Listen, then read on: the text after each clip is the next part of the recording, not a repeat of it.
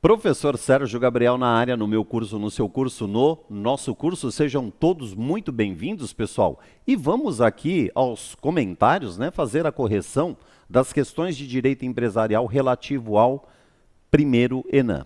Primeiro, pessoal, para começar, minhas impressões sobre as questões. Eu explico para vocês que nós não tínhamos um referencial, e quando eu digo nós, não estou me referindo apenas nós, professores. Vocês que foram candidatos da prova também não tinham esse referencial.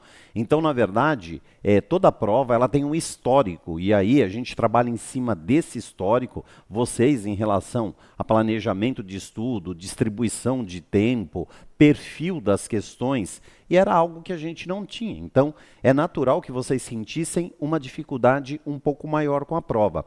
Mas, de certa forma, isso me surpreendeu, por quê? O que normalmente nós nos deparamos, o que nós encontramos normalmente em uma prova que é vocacionada a concurso público? Normalmente, a gente tem jurisprudência, em especial jurisprudência dos tribunais superiores, ou quando estamos falando de algum concurso regional, jurisprudência daquela determinada região que afeta o concurso, e não só jurisprudência no sentido da interpretação dos dispositivos legais, mas também jurisprudência no sentido de modificação do sentido de determinados dispositivos legais. Mas não foi isso que a gente viu nessa prova, pelo menos em relação às questões de direito empresarial. O que a gente percebeu é que o perfil dos membros que eventualmente compuseram a banca em relação à elaboração, formulação das questões de direito empresarial, foi um perfil legalista, que, aliás, costuma ser um perfil da FGV, vou insistir, pelo menos em direito empresarial. Então, a gente até tinha posição de tribunais, mas no sentido da interpretação tão somente do dispositivo legal. Então, sim, foi uma prova de caráter legalista. Então, é claro que se você vai se preparar para uma próxima prova, né, para o nosso segundo Enem, já programado inclusive, é sinal que você deve dar um pouco de atenção para esse caráter legalista na questão da formulação das questões. Então, conhecer a estrutura da norma, a estrutura da lei em si, isso ajuda bastante, como vocês vão verificar na medida em que a gente vai fazer a interpretação e a correção das questões aqui. Vem comigo, pessoal. Então, vamos lá, ó. Vou colocar aqui para vocês exatamente a primeira questão, a questão de número 63. Olha lá, ó, um dos elementos do contrato de sociedade, à luz do artigo 981, caput do Código Civil, é a partilha dos resultados entre os sócios provenientes do exercício de atividade econômica daquela sociedade. Tal partilha abrange necessariamente lucros e perdas. Sobre a participação dos sócios nos lucros, analise as afirmativas a seguir. Então, pessoal, o que a gente tem que levar em consideração, e isso, inclusive, nos ajuda, independentemente de qual seja o perfil da questão, é identificar o tema. Porque, normalmente, na formulação de uma questão, ele tem um tema, pode ter ali contido um subtema e, eventualmente, tem elementos que não guardam relação com o tema e que apenas geram uma dispersão para você na hora de analisar as alternativas aplicadas àquela determinada questão. Aqui, não tinha como fugir do padrão, pessoal. Veja que o próprio examinador, ao elaborar essa questão, ele já direcionou essa questão para o artigo 981 do Código Civil. O artigo 981, ele traz o conceito de sociedade.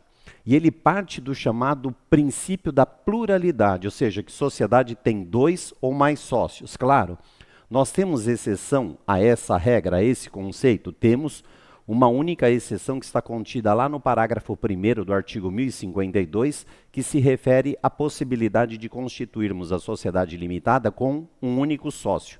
Tirando essa, as sociedades serão criadas, constituídas sempre entre duas ou mais pessoas. Por que era importante a gente entender que nós estávamos trabalhando em cima do conceito de sociedade? Porque ele vai falar justamente que quando há sócios no plural, o que existe é uma partilha de resultados. E ele próprio não nos deixa esquecer aí no enunciado que essa partilha de resultado é sobre lucros e perdas. Então é claro que a gente já sabe que as alternativas vão girar em torno disso. Então vamos lá para a interpretação, pessoal. A primeira afirmativa diz: a cláusula contratual que exclua qualquer sócio de participar dos lucros não torna nulo o contrato, apenas a estipulação. Veja que essa informação, pessoal, ela é verdadeira. Por quê? Porque aí não tem uma questão de direito empresarial, aí tem uma questão de teoria geral dos contratos, não é isso? Que está lá contido na parte geral do Código Civil. Porque, pessoal, quando o contrato ele tem uma cláusula inválida, o que se torna inválido é a cláusula, mas não o fato de um contrato ter uma cláusula inválida, isso não invalida o contrato como um todo. Lembra que na teoria geral dos contratos, a nulidade dos contratos é uma exceção e não uma regra. Então nós já podemos dizer que essa primeira afirmativa, ela é verdadeira, tá bom? Bom, vamos para a segunda afirmativa.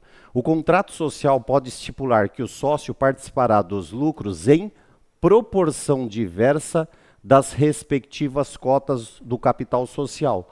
Continua dentro da regra do caráter legalista, pessoal. Por quê? As cláusulas obrigatórias de um contrato social estão no artigo 997 do Código Civil. E ele vai dizer exatamente no 997 que uma das cláusulas obrigatórias é estipular exatamente como que se dará a proporção da distribuição do poder dentro da sociedade em relação aos sócios. Então, não é o legislador que fixa isso, são os próprios sócios. Então, também é uma afirmativa verdadeira. E a última, pessoal, admitindo o tipo societário, cuja contribuição consista em serviços, o sócio participará dos lucros na proporção igual à que for estipulada em favor do sócio de menor participação. Essa afirmativa, pessoal, ela é falsa. Ela é falsa porque a sociedade em que tem a figura do sócio de serviço é a sociedade simples. E a mesma regrinha da afirmativa anterior.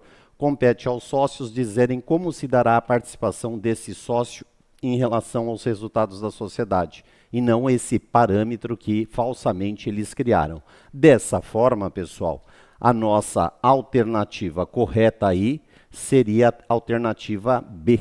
Ou seja, as afirmativas 1 e 2 estão corretas, tá bom?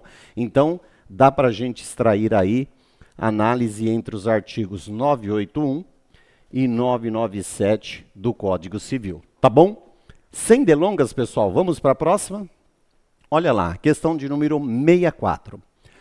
A lei complementar número 123 de 2006 instituiu o Estatuto Nacional da Microempresa e da Empresa de Pequeno Porte. No bojo do tratamento simplificado, favorecido e diferenciado para as micro e pequenas empresas, está o acesso à justiça. Sobre o princípio do acesso à justiça, analise as afirmativas a seguir.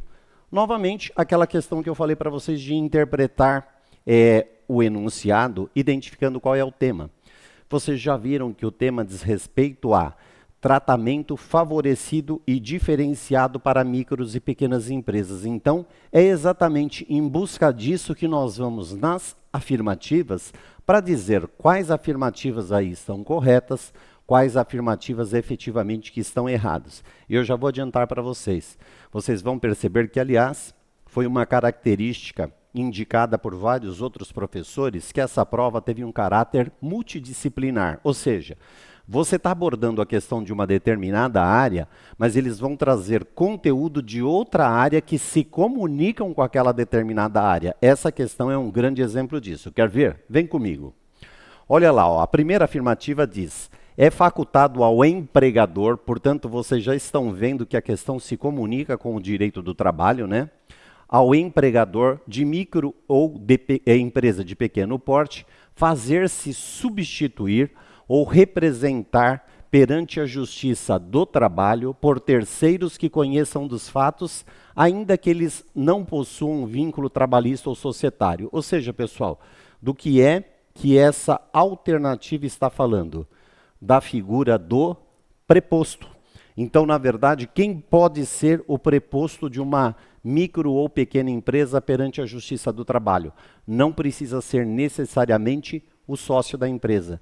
Não precisa ser necessariamente o representante legal da empresa. Pode ser qualquer pessoa que tenha ou não vínculo de emprego com a empresa e que tenha o conhecimento dos fatos. Então, essa afirmativa aí que se comunicou com o direito do trabalho, ela é verdadeira. A 2.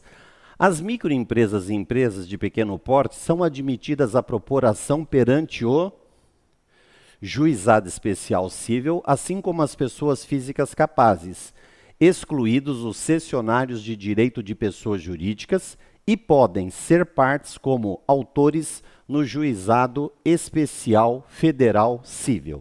Olha que curiosa, outra questão que se comunica, pessoal. Aqui a questão, ela comunica o direito empresarial com o direito processual civil, mais especificamente em relação à questão dos juizados especiais cíveis. Então, só para a gente colocar a coisa no devido lugar, porque eu cheguei a ver alguns comentários sobre polêmica nessa questão, mas que não tem polêmica. Veja, pessoal, pessoa jurídica, qualquer que seja ela, elas podem ser réis nos juizados especiais. Então, alguém mover uma ação contra uma pessoa jurídica via juizado especial, estadual ou federal, se for o caso, sim, é plenamente possível. A questão aí, ela envolve figurar como autor de ação perante o juizado especial. A gente tem que entender que o juizado especial é uma exceção, pessoal. E é uma exceção com caráter econômico. Juizados estaduais, aquele limite de 40 salários mínimos, juizados especiais, aquele limite de 60 salários mínimos. Então veja que tem até uma lógica jurídica por trás disso. Porque quando a gente fala do tratamento favorecido e diferenciado das micro e pequenas empresas, previsto lá no Estatuto, na Lei Complementar número 123 de 2006, e na própria Constituição Federal, lá no artigo 170, inciso 9º, é justamente por questões econômicas, pessoal. Então, pelas mesmas razões econômicas, é que os juizados admitem ações que possam ser movidas, portanto, como autores de 3 tipos de enquadramento empresarial. O MEI, que embora seja pessoa física, já poderia se beneficiar de qualquer forma, mas a microempresa e a empresa de pequeno porte, constituídas na forma de pessoa jurídica, sim, podem utilizar do juizado. Então, mais uma afirmativa verdadeira, pessoal. Então, a afirmativa segundo também é verdadeiro. E a terceira, o Poder Judiciário, especialmente por meio do Conselho Nacional de Justiça e o Ministério da Justiça, implementarão medidas para disseminar o tratamento diferenciado e favorecido às microempresas e empresas de pequeno porte em suas respectivas áreas de competência. Veja, aí a questão está te cobrando atualidade, porque o atual governo, ele criou então uma medida provisória no sentido de estabelecer políticas e vinculou exatamente o Ministério da Justiça e o Conselho Nacional de Justiça como sendo os órgãos responsáveis pelo direcionamento e estabelecimento das políticas que vão ser propostas nesse sentido. Então, consequentemente, trata-se também de uma afirmativa verdadeira. Nesse sentido, pessoal, nós vamos ter como alternativa correta justamente a alternativa E. Mas a base de todo esse raciocínio aqui, que ele é bastante simplista, pessoal, é a Lei Complementar número 123 de 2006 e o artigo 170, inciso 9º da Constituição Federal. Tá bom? Vamos para mais uma questão, pessoal. Helena, em 5 de março de 2024, completou 16 anos e foi emancipada. Agora, almeja ter a sua própria fonte de renda, ingressando no ramo de venda de eletrônicos. Neste cenário, acerca da capacidade de Helena para exercer atividade empresária, assinale a afirmativa correta. Veja, pessoal, tema central. Capacidade para a prática do exercício de atividade empresarial. Quando a gente fala de capacidade, a gente está falando do artigo 972 do Código Civil. E aí nós temos 2 critérios a serem observados, pessoal. Critério número 1, se a pessoa vai exercer atividade como empresário individual, que é a prática de atividade como pessoa física, portanto, a prática de atividade em nome próprio.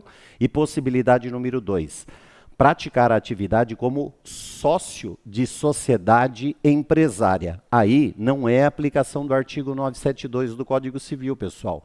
É aplicação do artigo 974, parágrafo 3º do Código Civil. Por quê, gente?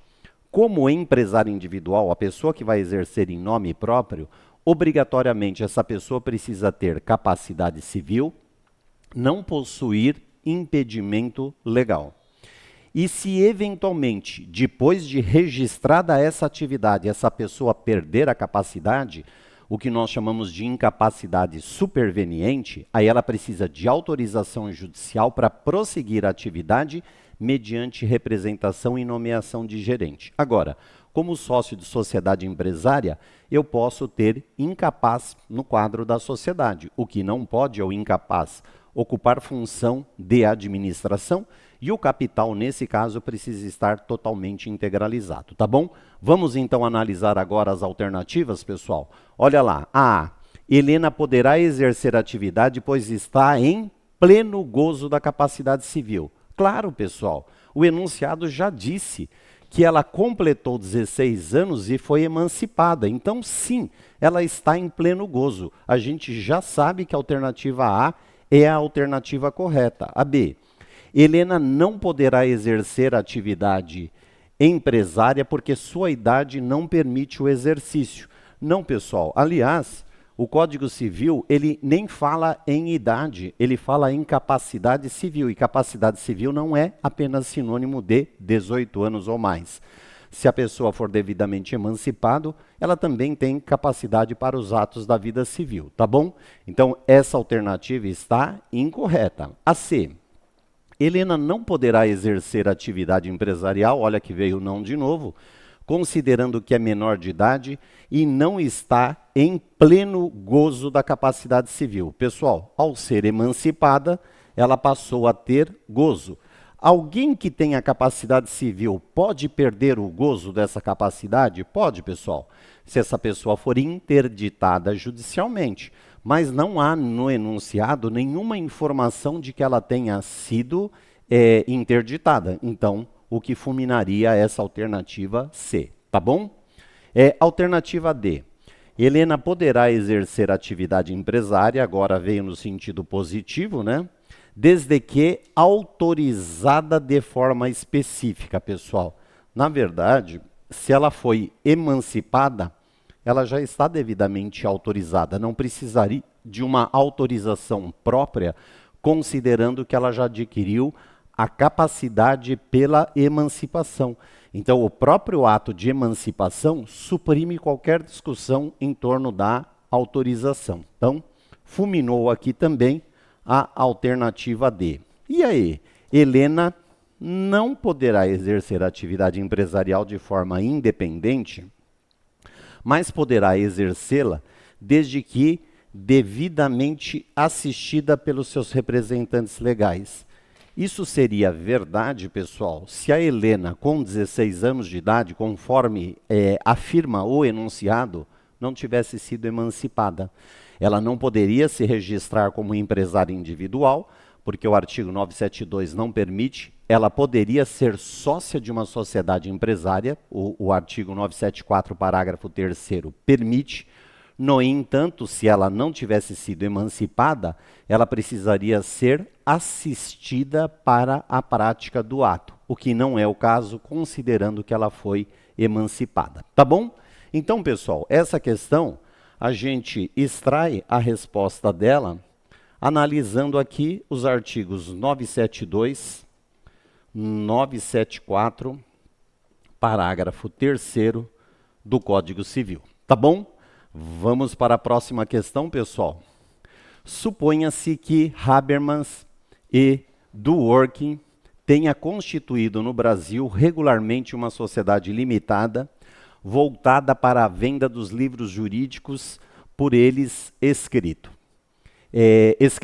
Cada um dos sócios ficou com 50% das cotas da sociedade. investiram nela R$ 1 milhão, valor total do capital da sociedade.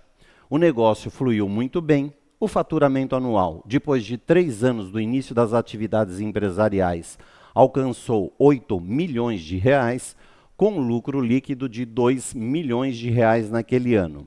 Nela são vendidos tanto os livros escritos por Habermas, quanto aqueles escritos por Dworkin.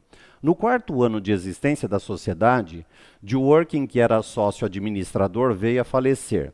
Sobre a continuidade da sociedade, analise as afirmativas a seguir.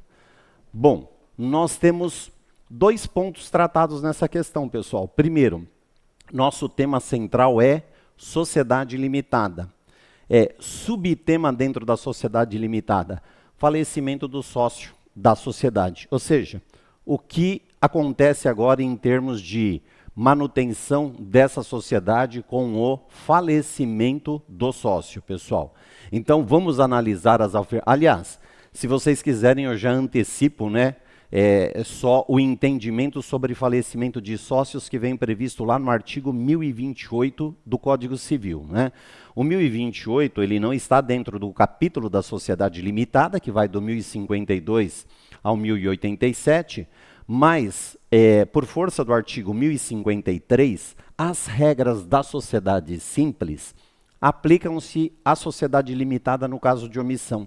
E uma das hipóteses de omissão que vocês vão ver é sobre morte de sócio. Sobre morte de sócio, aplica-se então subsidiariamente as regras da sociedade simples.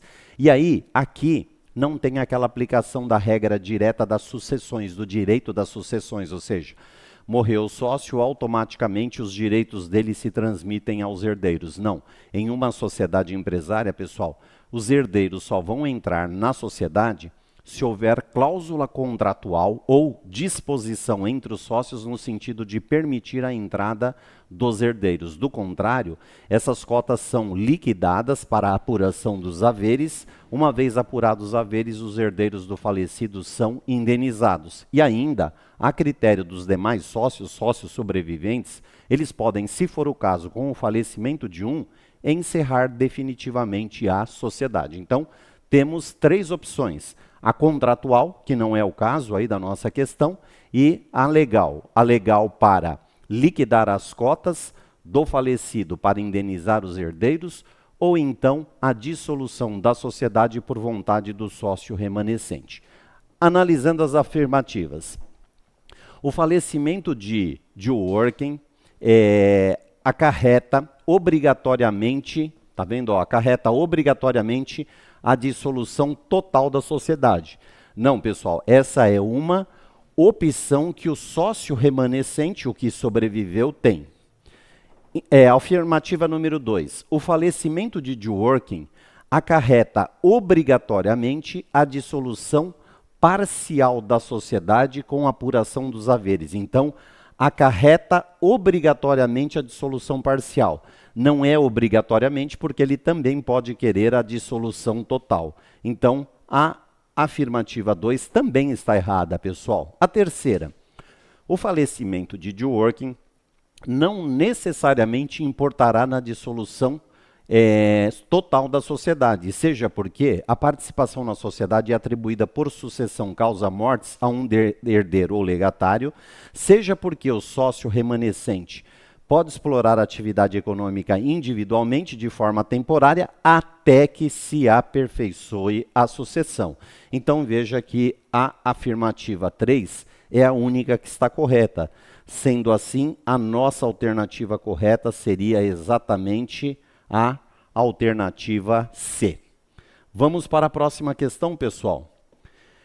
Questão número 67. Foi decretada a falência do grupo econômico XPTO e o administrador judicial nomeado, exercendo seu munus, ajuizou incidente de desconsideração da personalidade jurídica após identificar inconsistências na contabilidade das falidas.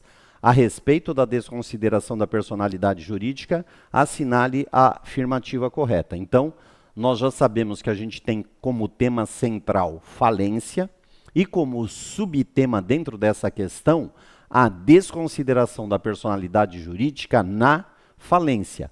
Professor, tem previsão legal para isso? Tem previsão legal e específica, com a alteração que a Lei 11.101 de 2005 sofreu em 2020. Aquela alteração que alterou substancialmente a lei, acrescentou o artigo 82A, justamente para permitir que, aliás, para não permitir que bens pessoais de sócios de responsabilidade limitada sejam atingidos pela arrecadação dos bens da falência, mas admitido, contudo, a desconsideração da personalidade jurídica. E aí o parágrafo desse artigo 82A vai dizer que deve se respeitar as regras do artigo 50 para que haja desconsideração, ou seja, precisa ocorrer desvio de finalidade, que é a prática de um ato ilícito ou ato de fraude contra credor, ou confusão patrimonial, que é a mistura de direitos e obrigações entre sócio e sociedade. Vamos analisar então as alternativas, pessoal? Olha lá, alternativa A. A mera existência de grupo econômico enseja a desconsideração. Não, pessoal, lembra que eu falei para vocês que o artigo 82A da Lei de Falência e Recuperação nos remete ao artigo 50 do Código Civil.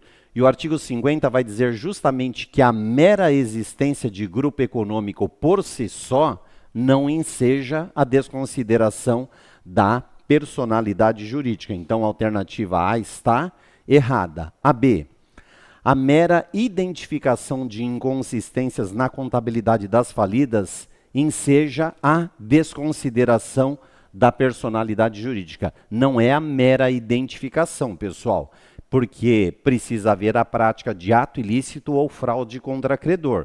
Então, a inconsistência pode ser por erro, não por dolo. Então, não é a alternativa B. A C. A desconsideração da personalidade jurídica é cabível quando não forem localizados ativos para o pagamento dos credores. Não. Precisa haver a prática de ato ilícito, fraude contra credores ou confusão patrimonial. A D. A falência da empresa caracteriza por si só exercício abusivo e ilícito da atividade empresarial e dá ensejo à desconsideração da personalidade jurídica. Também não, né, pessoal? Porque, só para complementar, nós temos na prática dois tipos de falência. A falência econômica e a falência fraudulenta, por fraude contra credores. Então, somente por fraude é que haveria desconsideração, tá? Então, é claro que a gente já sabe que a alternativa correta vai ser a E. A desconsideração da personalidade jurídica poderá ser decretada caso fique caracterizado a ausência de separação de fato entre o patrimônio, que seria aquilo que eu acabei de falar para vocês sobre confusão patrimonial, tá bom? E para a gente encerrar, pessoal, uma sociedade empresária de telefonia sofreu ataque cibernético que levou ao vazamento de dados pessoais de todos os seus usuários. Posteriormente, diversos usuários acionaram o judiciário requerendo a condenação da sociedade empresária e o pagamento de danos morais com base na alegação de que estavam sendo importunados com ligações de telemarketing. Bom, a afirmativa 1. O vazamento de dados pessoais não tem o condão por si só de gerar dano moral. Claro, pessoal, que o vazamento aí, por si só, ele já feriria, né, a legislação. Aliás, pessoal, não, desculpa, a alternativa A, ela está correta. Não é simplesmente o fato de ter ocorrido o vazamento. Na verdade, ó, vamos corrigir aqui, ó, o vazamento de dados não tem o condão por si só. Precisaria, na verdade, ter o uso indevido. Então, essa afirmativa está correta. 2. O vazamento de dados pessoais gera para o prejudicado direito à indenização, uma vez que o dano moral, em tais casos, é presumido. Na verdade, precisaria ter ocorrido o uso indevido desses dados. E o 3. O vazamento de qualquer tipo de dados sem autorização do usuário configura violação dos direitos à intimidade. Não é apenas o vazamento, né, pessoal? É a exposição também. Então, logo que o correto aqui seria a alternativa A. Então, pessoal, vocês viram, como eu falei para vocês, que a gente teve uma prova em relação às questões de direito empresarial meramente legalista, e fica aí então essa referência para vocês, principalmente em relação ao estudo do direito empresarial. Por quê? Empresarial é mais legal. Obrigado, pessoal.